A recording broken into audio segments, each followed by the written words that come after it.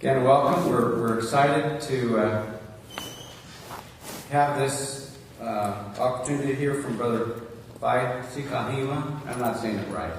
I'll never get it right. I can't say the name of this. Someday I'll eventually get it. I lived in Massachusetts for a year and a half before I could say the name of the town where I worked, which is Worcester, instead of Worcester.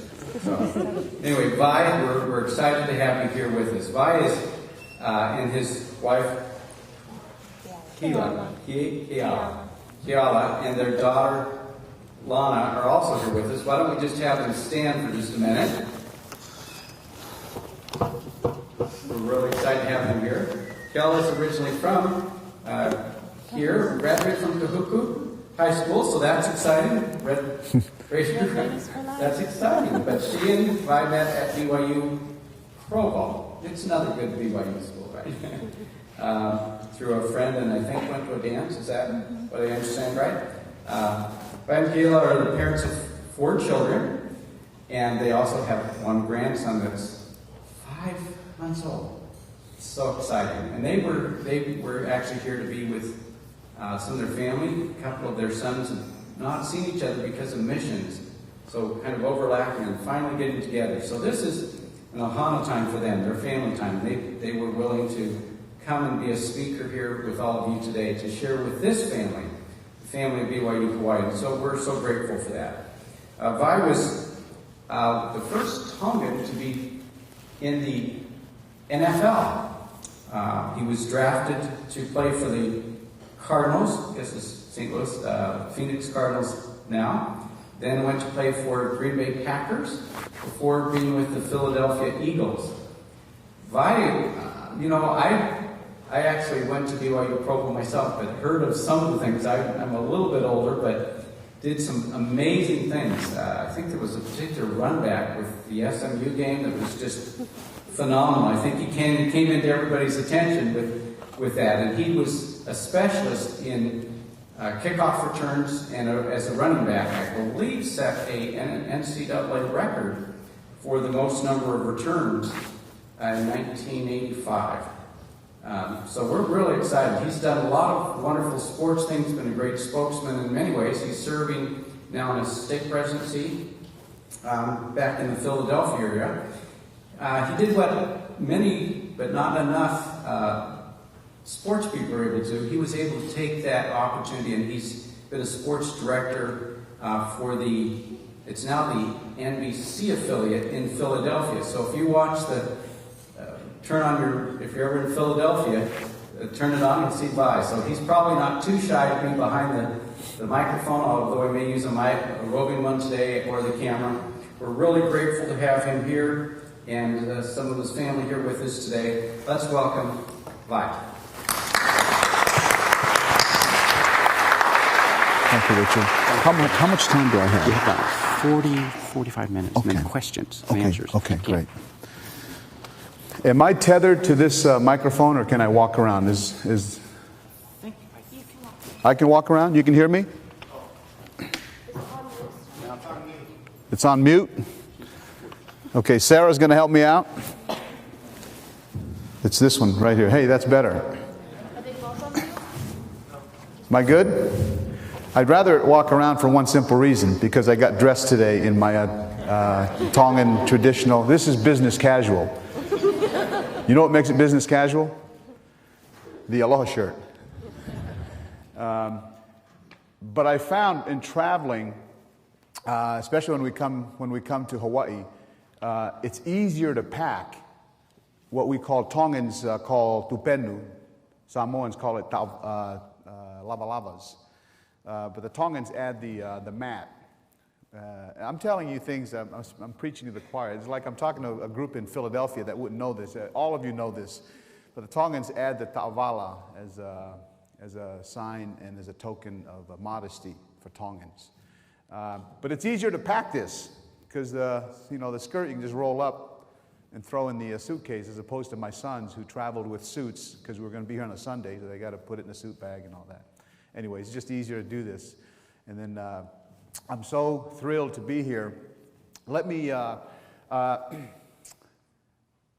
my station sent a video clip, and they sent it yesterday. I've never seen it, but it's probably, I'm guessing it'll be 5 or 6 minutes long, and I'll show it to you here in a second. Let me just, some quick remarks about being back here in Laie. The first time I came to the States was to this place. My parents, when they immigrated to the States from Tonga, they left us with my maternal grandparents, and they came first to Laie. My mother came, the reason why they came, my mother had a scholarship to come here. She earned the scholarship graduating from Liahona High School in Tonga. My father, on the other hand, had no interest in school. In fact, if you ever see the movie Grease, you know the characters, Sandy and what was the boy's name? John Travolta. Danny? That was my parents. Okay, President Hafoka knows my parents, and so he's smiling back there. Because my father's a convert to the church. My mother grew up in the church, but they met at Liahona High School. They met there because my father was sent there after he had been kicked out of 2 government schools for fighting. My father was tough. But when he got there, he met one of the Howley couple missionaries, was a man named Chuck Woodworth, who was from Missouri, came to BYU Provo to get his education. In Missouri and in Provo, Chuck Woodworth was a fighter, a boxer, and had earned money for his education by fighting in local matches throughout Salt Lake, Ogden. He was a pretty good prize fighter. But then he left to go on a mission, same time that John Groberg left. In fact, he and John Groberg were roommates. And Chuck Woodworth he hadn't planned on going on a mission, but this is how small the church was back then. John Groberg goes on a mission, gets his call to Tonga, and because he left to go on a mission, his roommate, Chuck Woodworth, decides, that sounds like a pretty good place to go. I'm going to go turn in my papers so I can go to Tonga. And guess where he got his mission call? Nuku Alofa Tonga. So they ended up being there together. Then Groberg, then they both come back. Chuck Woodworth returns, finishes his education, gets married. And in those days, maybe not so much now, but in those days, they used to hire young couples who were teachers to come to Liahona. And I'm sure they did it at Pesenga, Mapusanga in Samoa. They probably did it for a church college in New Zealand. But they hired these young couples to come back and they teach on 3-year contracts. So Chuck Woodworth and his wife are in Liahona teaching about the time that my father arrives there, having been kicked out of 2 government schools. It's his last chance for an education, and so his parents sent him to the private Mormon school. And while he's there, Chuck Woodworth, my suspicion is Chuck Woodworth sees my dad as someone who perhaps could be salvaged, but the only way to reach him would be to teach him how to fight properly, because my dad was just a street fighter. So Chuck Woodworth, who had been a champion fighter himself, pulls this young Tongan boy in under his wing, teaches him how to fight, but more importantly, he teaches him the gospel. And so my father joins the church, marries my mother. They stay in Liahona as dorm parents, and the children started coming. I'm the oldest of 3. My father is also the custodian of Liahona High School, where every Saturday he took me on his rounds and cleaned the buildings. But he took me first to the library, where he sat me in a room with a box full of magazines, Newsweek, Time Magazine, to babysit me while he made his rounds. And then he would come back and check on me. But I would sit there, of course I couldn't read, and I'd be fascinated with the pictures that I saw. I remember being fascinated by pictures of grapes. It seemed so exotic to me, grapes. Wondered what it tasted like. Apples. I wondered what apples tasted like. And to this day, I can't eat grapes or apples without thinking of the fascination I had as a child looking at these fruits that seemed odd to me and so exotic. It's a matter of perspective because, you know, most people who live in the States look at papayas, which rotted on the ground in Tonga, and guava, which we had plenty of, as being so exotic. But for us in Tonga, I thought grapes and apples, wow. I wonder what they taste like. My parents immigrated here finally in 1969, left me and my younger siblings in Tonga. They came here like a lot of students in those days, and perhaps still now, not knowing how long it would take to earn enough money to send for us. But I think in their minds it wouldn't take that long because everyone sees America as a land of opportunity and everyone sees Americans as wealthy. But they didn't have any idea that it would take them a year to work. We lived in TVA when they were brand new, right? Some of you guys are grinning because I know TVA is like the ghetto now, right? I'm just kidding. If it became that, it's because of me. I'm telling you, we ran roughshod over TVA, those poor people. So they spent a year working in the show and working in the village to send for me. When I got to America, my father immediately started to train me to be a boxer. That was his plan and his goal all along.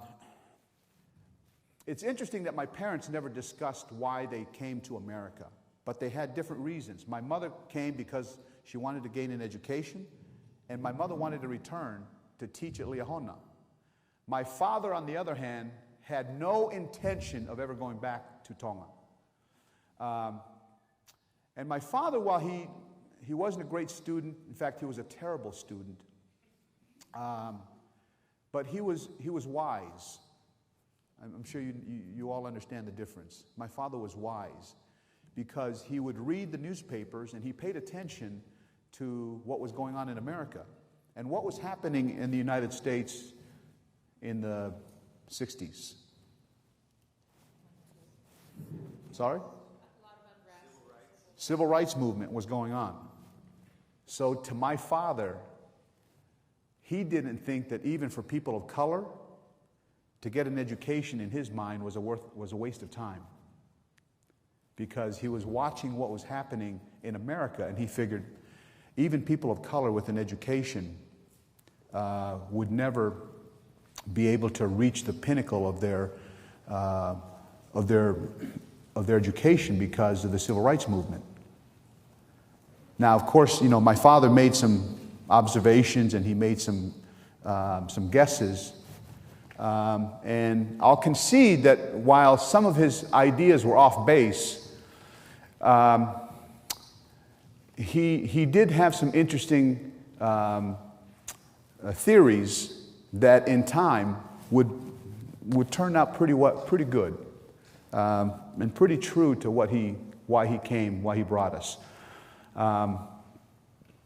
So he started training me to be his idea was that I would become the heavyweight champion of the world, primarily because while we lived in Tonga, he saw news clips of a young man from Louisville, Kentucky, who was 21 years old, had gone to the 1960 Olympics and won the gold medal as a light heavyweight, and then returned to the States, and within 3 years had won the heavyweight championship of the world. His name was Cassius Clay. I remember sitting in the library at Liahona one day, and I had the Life magazine unfolded to a cover photo of Muhammad Ali, who had just declared that he was Muslim, raising his hands this way. And on the ground was a fallen son he listed. Do you have a picture in your mind of what the photograph is? It's one of the most popular sports photographs in the world. And there was a caption underneath it, and my father said to me, I remember he walked in and he saw me looking at it, and he sat down and he explained to me what the photograph was about. And I'll never forget how he explained it to me. He said, son, that young black man won $100,000 for less than 3 minutes of work. It was after their second fight in Lewiston, Maine, and Muhammad Ali had knocked out Sonny Liston in the first round. And he told me, he said, son, that man earned $100,000 for less than 3 minutes of work. That's a lot more than most people earn in their lifetime. So when we get to America, this is what we're going to do. Now, the interesting thing is that $100,000 to me as a 5-year-old didn't mean any more than it did to my father, who was in his 20s, because it couldn't have meant that much to him. He had no idea what $100,000 was. You know, they bartered in fish and yams in Tonga, and he couldn't have possibly have known how much money that was. But he did have the concept down, that he had the idea that coming to America, that one of the ways to wealth in America was through athletics, because he felt like Americans, for whatever reason, they place great priority on sports and on athletics. So here we came to America. We lived in Hauula, and I went to school at La'i Elementary, right by the temple. And I would have been, had we stayed here, I know I would have been a great Red Raider. But here's what happened. My father moved us to the mainland. He persisted in begging my mother and insisting that my mother drop out of school. And I know it broke my mother's heart. But here was my mother's, here's what broke the straw that broke the camel's back for my mother was this. My father said to her, it took us a year working at the PCC to earn one-way passage for our son. It's going to take us another 2-3 years to earn passage for our younger 2 kids. Let's leave school, let's go to the mainland, and let's both work, and let's get our kids here. Sorry. I can't begin to imagine my mother's dilemma. Her dreams were within her grasp to gain an education and return us to Tongan. But yet she could see that if they stayed here and continued to go to school and work at the PCC, it would take another 2 or 3 years for her to see her children. So my mother relented, and they moved to Mesa, Arizona. They moved there because Chuck Woodworth had finished his contract in Tonga and had returned to the States, and Chuck Woodworth was living and teaching school in Tempe, Arizona. So my parents moved to Mesa so that Chuck Woodworth can continue to train me to be the heavyweight champion of the world. We didn't anticipate that the first presidency would scuttle our plans, because President N. Eldon Tanner, after we had arrived in Mesa, we were there for 6 months, President N. Eldon Tanner of the first presidency called Chuck Woodworth to be the mission president in Tonga. So Chuck Woodworth left us hanging, and he returned to Tonga to become the mission president, and my father and I pressed on. I was waking at 5 o'clock every morning. My father and I would run 5 miles, and then we would come back, shower, eat, go to school. I would come back in the evening, and then we would go to the gym for 2.5 hours, and then I'd come home in the evening and do my homework and go to sleep. We did this since I was 7. We started here in Laia. We used to run from Hauula to Laia and then back. How many miles would that be? 4 or 5? It seemed like 10 to me. We got to Arizona. We were training. When I was 14 years old, I won the welterweight championship for the state of Arizona, which is 147 pounds. That earned me the right to go to the nationals, and that particular year happened to be an Olympic year. So the National Golden Gloves tournament served as a preliminary for the Olympics that year. So as a 14-year-old boy, I went to Omaha, Nebraska with my family to fight in the preliminaries for the Olympic tournament. I went there 147 pounds. It was a double elimination tournament, so you lose 2 fights and you're out. I won my first fight on Friday night, and then I had to fight Saturday morning and Saturday evening. I lost both of those fights. But we stayed to watch the rest of the tournament. The young man that won my weight class was just 18 years old. He was 4 years older than me, so he was 4 years senior to me. And he was a freshman at the University of Maryland, and he came from Potomac, Maryland. His name was Sugar Ray Leonard. I'm telling you, to this day, my father feels like that I threw those 2 fights on Saturday so that I didn't have to get in the ring with Sugar Ray Leonard. He would have killed me, but it was fun watching him fight.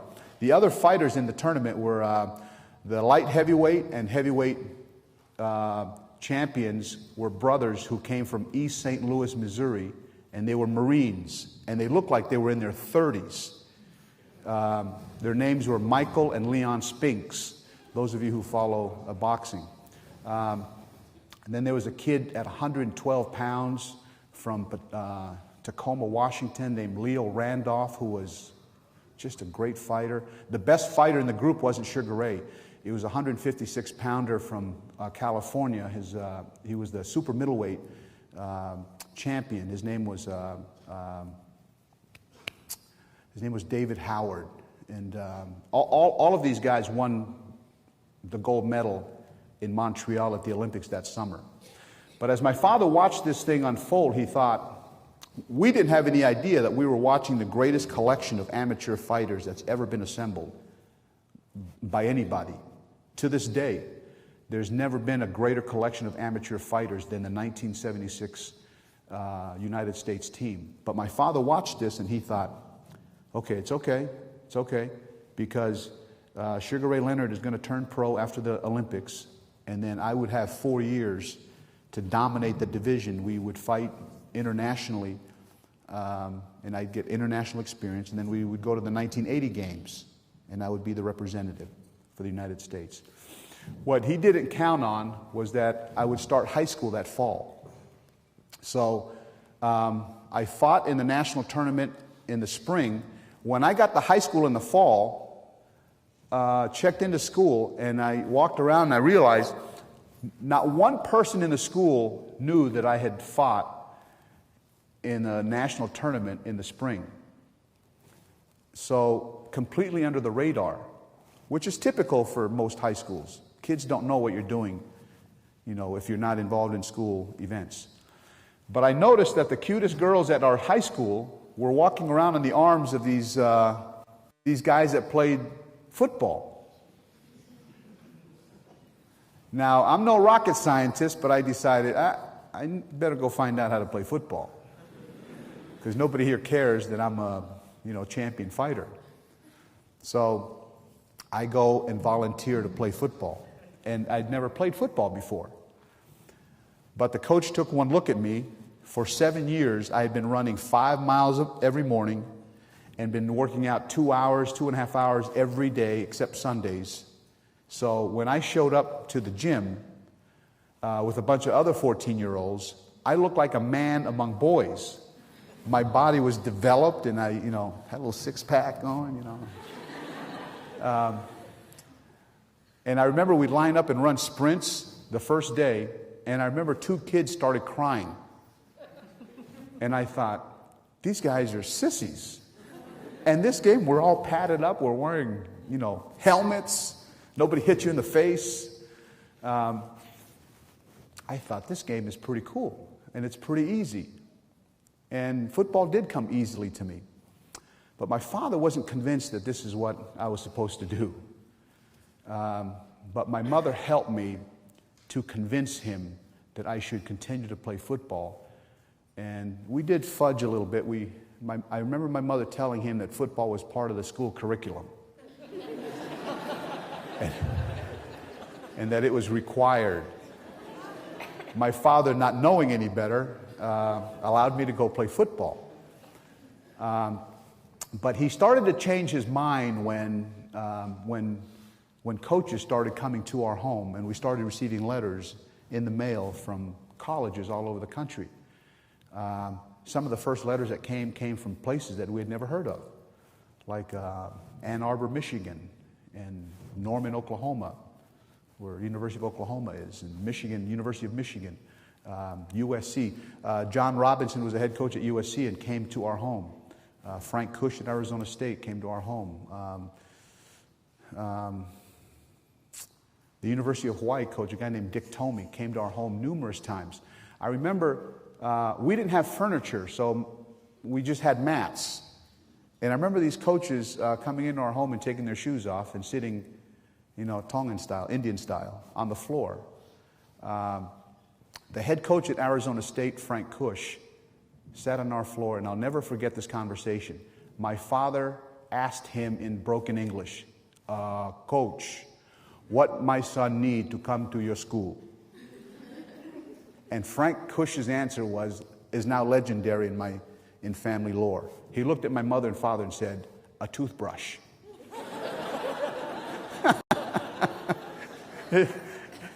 Now, initially my father didn't understand what he was saying, but my mother knew immediately. So they looked at each other, and the moment that I sat as a 17-year-old boy watching this transpire, and the moment my father realized he doesn't need one thing to get over to that school. He just needs to go show up there, and they're going to take care of everything. And I remember my father looked at my mother and said, oh, this is great country. This is great country. So my father started watching American football on television because his son's going to be playing, and he would be visiting these places. And he was fascinated that these coaches that he would see in the close-ups on the sidelines were coming to our home. It just fascinated him to see all of this happen, and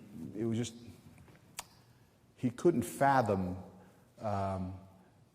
the idea that to play an American sport, you would have everything paid for, have your education paid for, books, tuition, everything paid for. And if you played well enough, at the end of your 4 years in college, whether you graduated or not, you could go and play for money, and lots of it.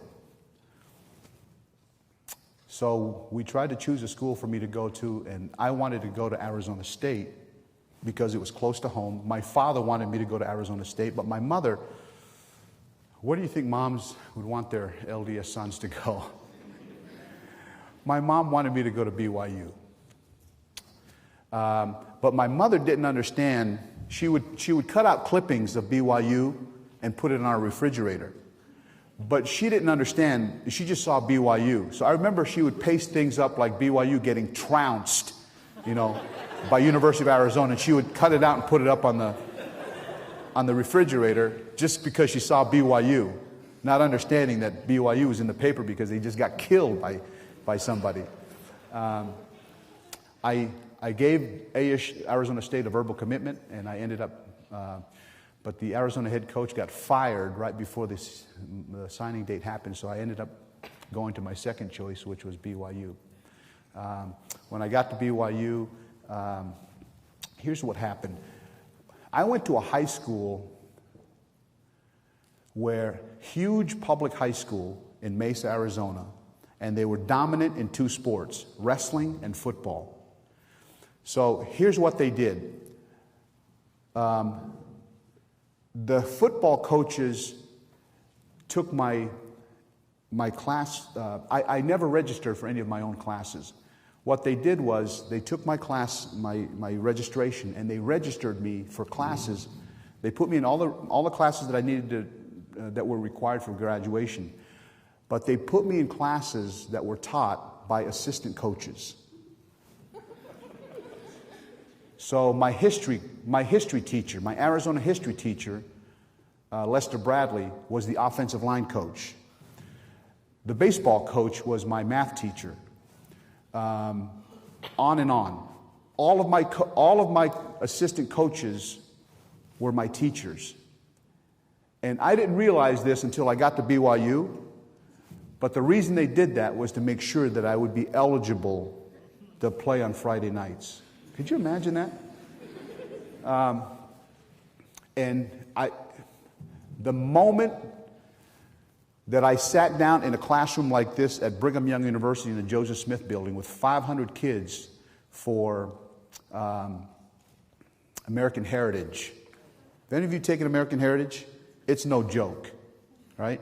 Especially if your American history teacher in high school was your coach and he didn't really care whether you read the assignments or not. So when I sat there at BYU and I looked around and they were talking about the Revolutionary War, and they were talking about the three phases of government, the executive branch, the legislative. I had no idea what they were talking about. Had no idea. I went to Physical Science 101, and the teacher said, flip to chapter 10. And I thought, okay, well, he's going to bounce us around. I get to chapter 10, and he says, we're going to start here because you should already know 1 through 9. And I kept a finger at chapter 10, but the other hand I used to flip through 1 through 9. I had no idea what 1 through 9 was. But I was at BYU nonetheless. So I realized what a great disservice that those teachers and those coaches gave me by having me skate through high school that way. And I struggled through college. And it took me, I'm embarrassed to say this, but it took me 22 years to graduate from BYU. I entered 1980, and I graduated almost 10 years ago, 2002. I went back and got my degree, but I worked on it all those years. Thank you.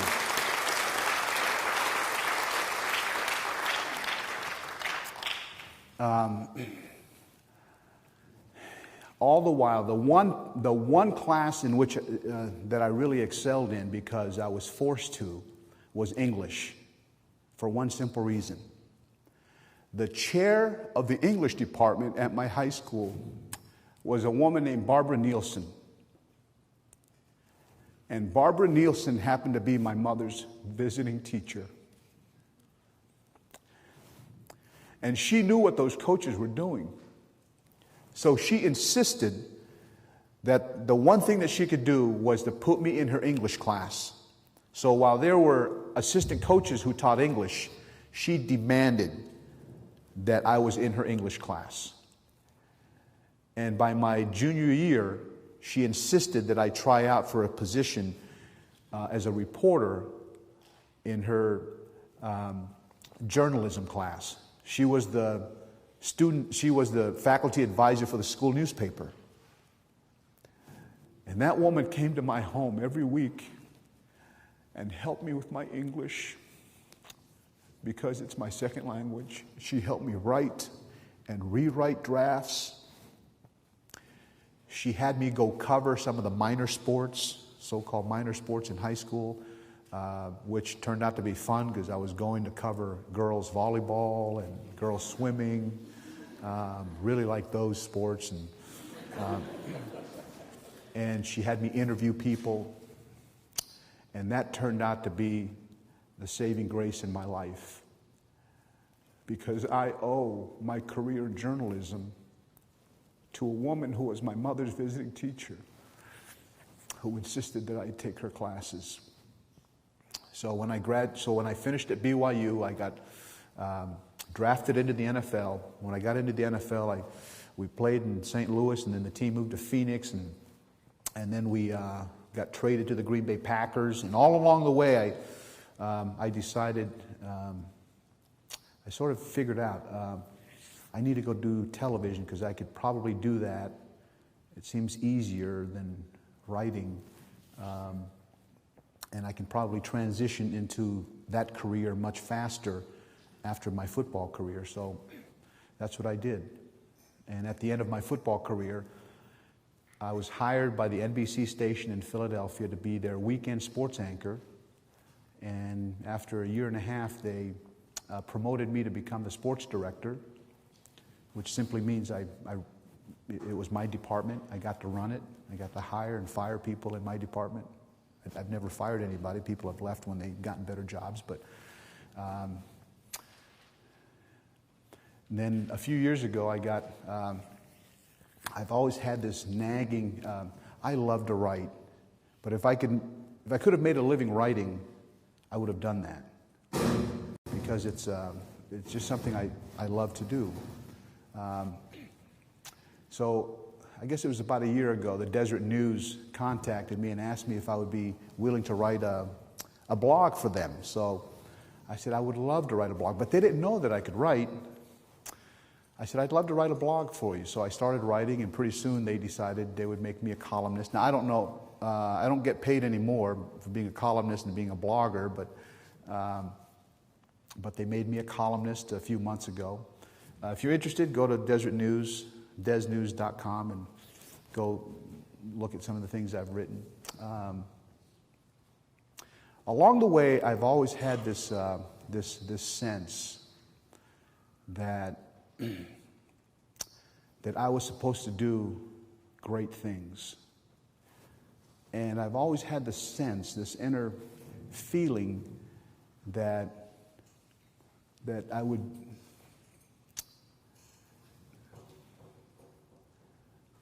I could make a difference wherever I lived.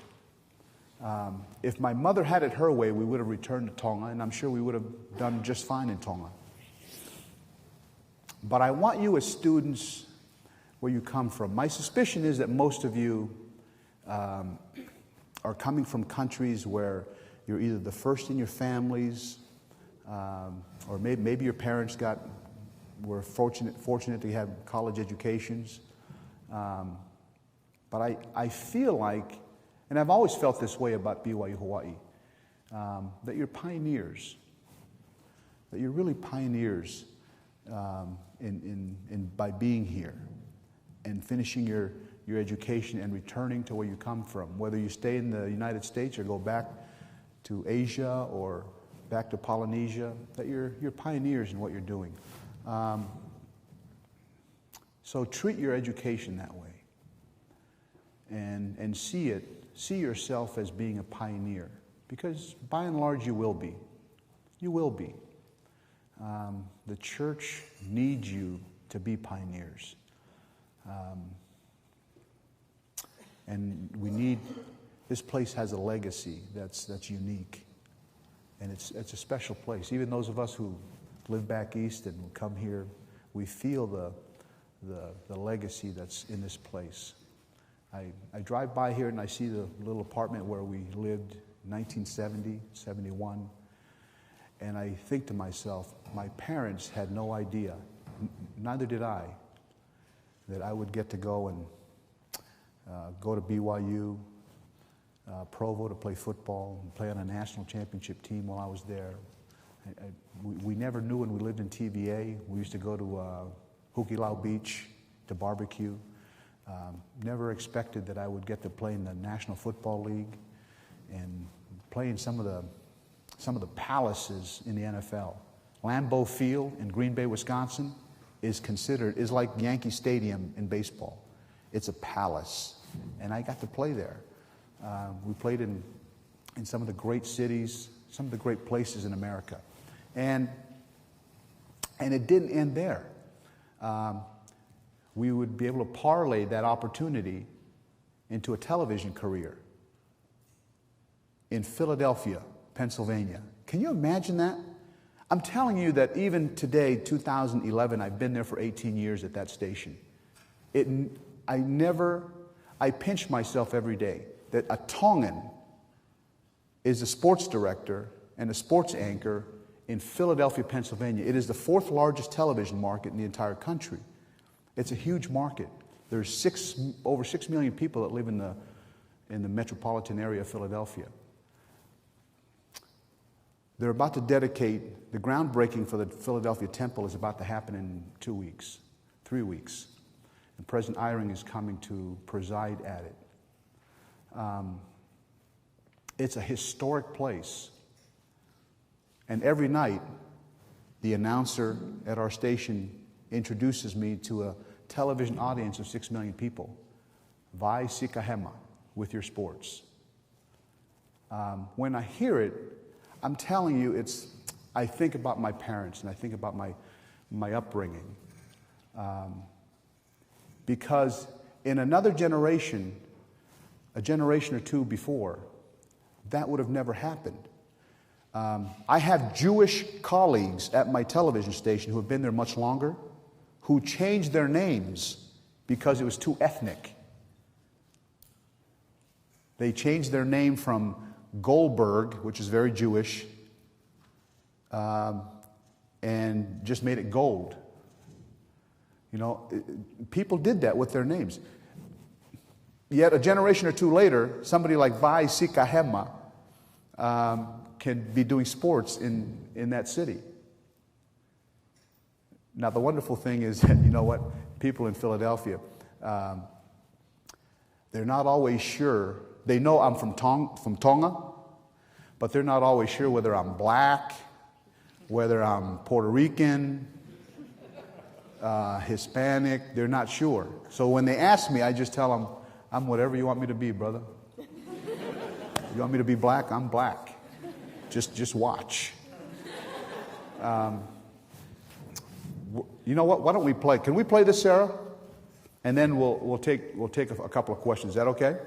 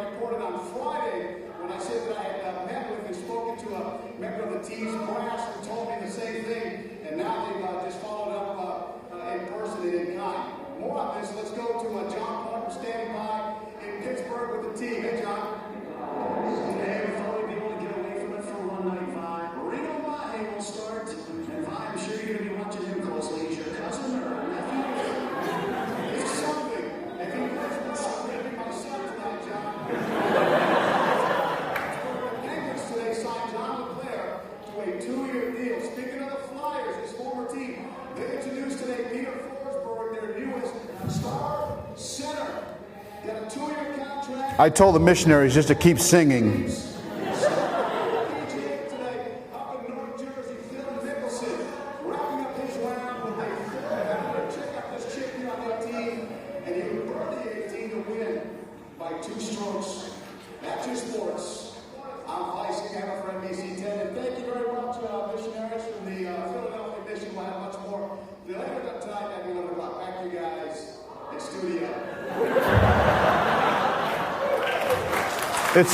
I think there's another clip. The Olympics officially start tonight on NBC 10. You know, one of the smallest delegations of athletes at the Olympic Games comes from the tiny South Pacific nation of Tonga that have only 3 athletes in Sydney going for the gold. Now, you can find Tonga on the far right-hand side of this map. It's 2,000 miles east of Sydney, Australia. Nearly 100,000 people live on this tiny island, and Tonga is also the native homeland for our own Vai Sikahema.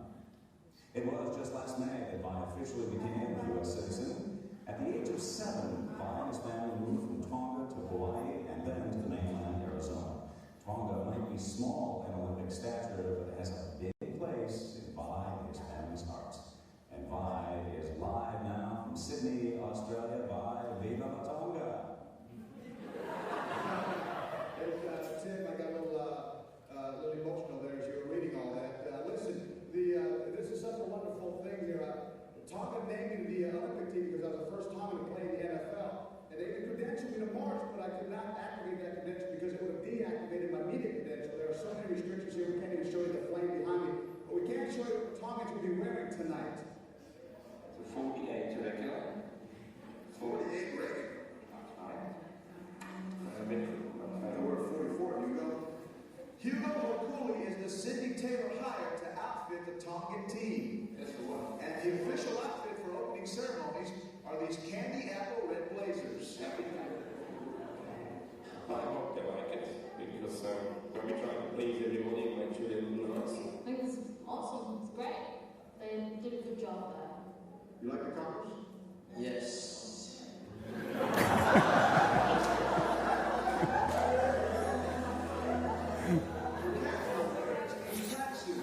Which were worn for a flag ceremony in the Olympic Village.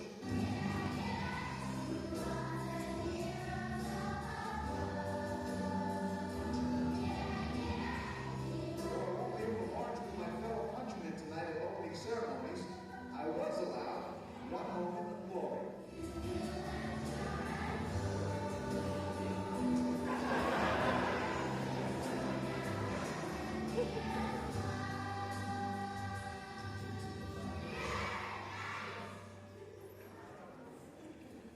All right, Tongans not to make a statement. I want to check out this bright red blazer they'll march in with tonight. Then pan down here. This is a mat cummerbund that they wear and a skirt. How about this? All of this is issued by the Tongan Olympic Committee. This is the ultimate souvenir. I'll be bringing this back, although my wife may not like it because she has this very same skirt. All right. in Sydney. Back to you guys in the studio. Thanks, Bob. Thanks for that great skirt. Nothing worse than showing up in the same skirt your wife has. Former NFL return man Vai Sikahema has agreed to fight Jose Canseco, your boy. Be honest. Yeah. You're curious to see this fight, aren't you? You don't have to twist my arm on this one. I do want to see this fight. Vai Sikahema is like 5'9" and 180. Jose Canseco is like 6'3" and 230. He's a beast. He's a gun. But Vai Sikahema, I'll bet you, because he's a return guy, I'll bet you he's a better boxer than Canseco. I'll bet you he can win. I'll bet you. Because I'd be on the same side of the same window, because I bet that Vai Sikahema would beat Jose Canseco's brains out. Okay? Leave him stretched out looking for his mouthpiece like Buster Douglas and Mike Tyson. Because Vai Sikahema is a football player. Jose Canseco, we don't think he's a tough player. He's huge so much. Sikahema would knock his turtle out. It is time for top plays. Number 10, celebrity boxing. Vai Sikahema. Battling Jose Canseco. Advantage Sikahema. Oh my goodness. Making his personal goal. He's the smaller guy. Yes. But not much better boxer. Jose Canseco, what a transition. He has been so many things to so many people. Steroid user,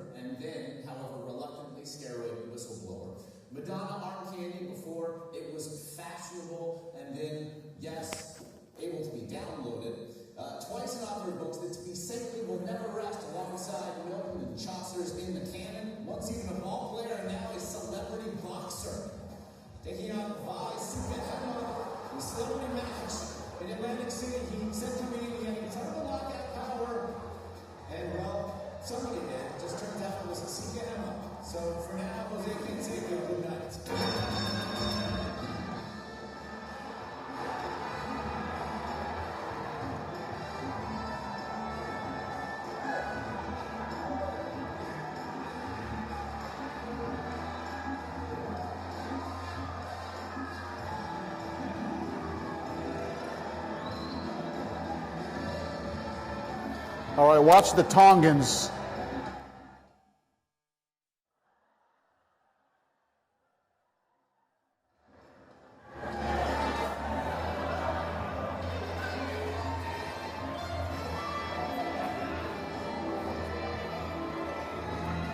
All right, you can turn that off, Sarah.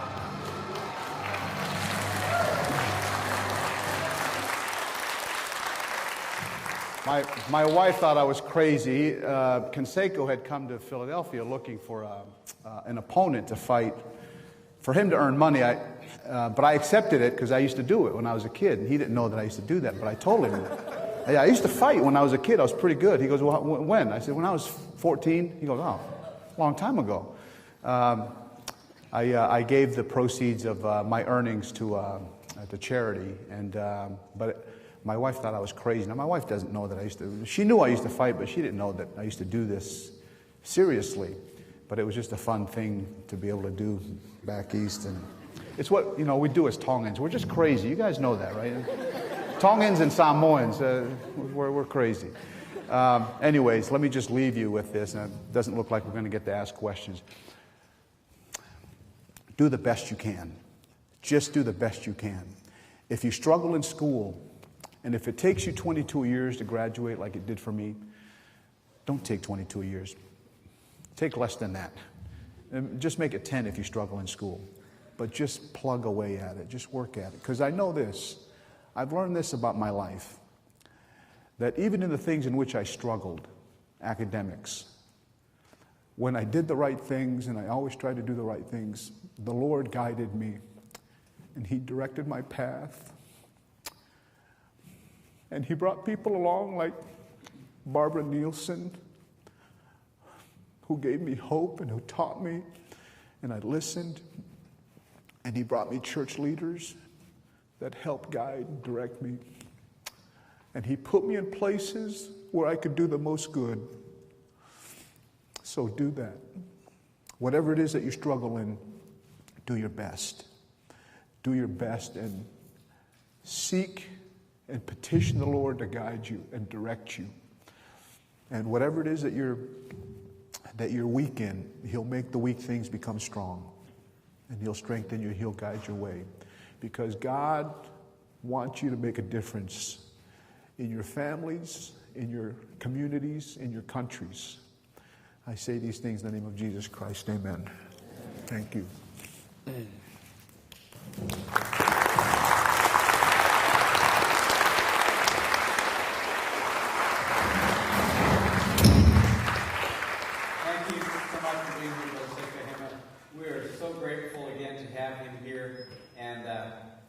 I'm certain you'll all be writing great remarks, those of you that are in the class, but thank you once again. Thank you. Mahalo. Thank you. Wow, what a wonderful. Appreciate it. Thank you. It was so fun.